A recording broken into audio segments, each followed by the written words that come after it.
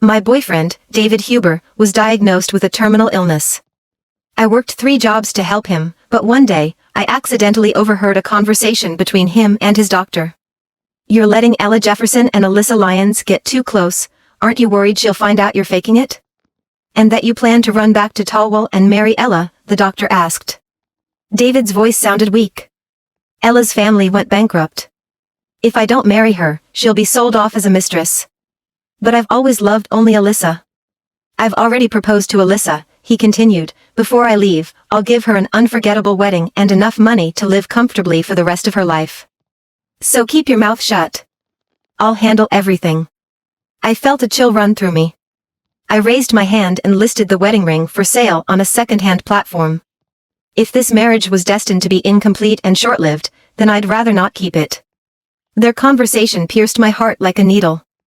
I touched the money I had saved up from working, and all the hope I had vanished. Ever since David's diagnosis, I'd been working triple shifts to raise money for his treatment, only to find out it was all a lie. Thalwell's heir didn't need my money. This was just his excuse to leave me. But why not tell me the truth? Why keep this from me? Before I could come to an answer, the nurse came to change David's bandages. "Ms. Lyons, you're here to see your boyfriend? He's looking better lately." "I suppose even the heavens don't want to break up a couple in love," the nurse remarked.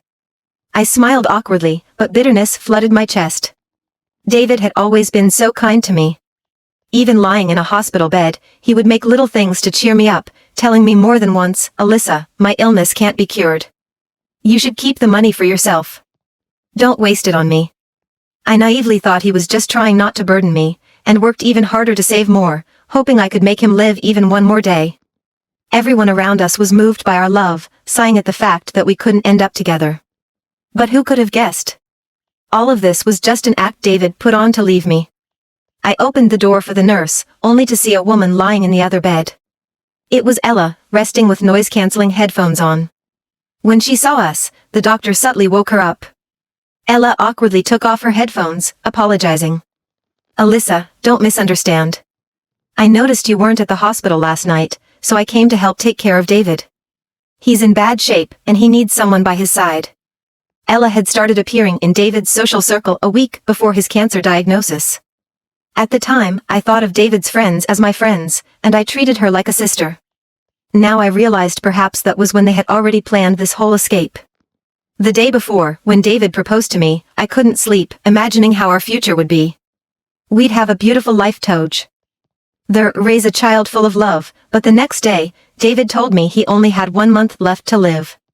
My dream was shattered before I even woke up. Ella needed him, and he immediately went to her side. Meanwhile, I had to endure the despair of losing my loved one alone. I fought back tears and smiled awkwardly. How could I misunderstand? "Since you're here, I'll go back to work. Please take care of David for me." I turned to leave, but David grabbed my hand, asking helplessly, "Alyssa, aren't you staying longer? I really miss you. Don't you want to make more memories with me?" He looked at me pleadingly. I trembled as I pulled my hand away and gently touched his face. "Don't say things like that. We still have countless months to be together, right?" David didn't answer right away. He just kissed my palm over and over. Was he so unwilling to even lie to me? Ella couldn't hold back anymore, noticing we were still lingering. She spoke up, "David, don't you have an appointment for an examination soon? Shouldn't we get going?" She even winked at the doctor standing nearby. "Oh, right," David reluctantly pulled away from me, looking impatiently at the doctor. "How come I didn't know about this?" "Oh, David, you've been through so much with your treatments. Don't worry. I'll take care of these things for you," Ella said, affectionately linking her arm with David's and helping him get up. David was half-dragged, half-assisted by Ella and the doctor toward the door. He turned back one last time, anxiously asking me, "Alyssa, aren't you coming with me for the checkup?" I wiped my hands discreetly and smiled, reassuring him, "You're in good hands with Ella and the doctor. I still have some work to finish. I'll head off now." As I turned to leave, walking in the opposite direction, the tears I'd been holding back streamed down my face. Years of love had deeply embedded themselves in my heart, and now, it felt like I was digging out pieces of myself, piece by piece. I could hear David struggling behind me, but when I looked back, I saw him quietly letting Ella smooth his hair. I felt rooted to the spot, unable to move. I stood there, torturing myself by watching them laugh together, disappearing from my sight.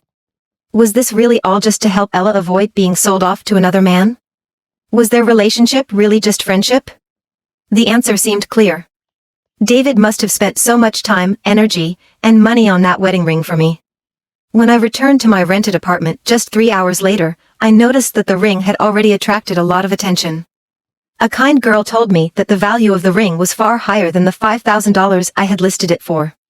If I didn't want to lose too much, I could have it appraised at a high-end jewelry store. I played with the ring, my mind drifting back to the time when David had given it to me. Alyssa, I made this ring myself. But the stone, I had it set by someone else, David had said, holding my right hand gently.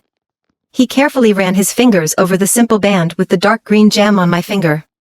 I remembered what he'd said. Alyssa, I know you've had a hard time with me these years. But I promise you, one day I'll make sure you live a good life. His eyes, sparkling like a puppy's, gazed at me earnestly, making those words seem more believable. The next day, I took the ring to a high-end mall in the city center. Everything in the store was priced so high I could lose everything I owned just by walking in. The staff at the jewelry counter examined the ring. The stone is really valuable. From the color and quality, I'd say it's worth around $300,000. I stood by the counter, feeling awkward as I waited for the appraiser. Despite preparing myself, I was still shocked by the price. $300,000, more than I had earned from 3 jobs combined. I had the staff remove the stone and sold it to them on the spot, keeping only the plain band.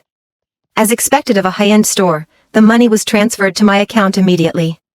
As I was preparing to leave, I saw Ella at another counter, browsing jewelry and talking on the phone. David, you got that $300,000 stone for Alyssa. How about buying me some jewelry too? Ella's voice was sweet and playful. I couldn't hear David's reply, but I saw Ella hang up the phone and proceed to buy all the jewelry she had picked out, happily swiping her card.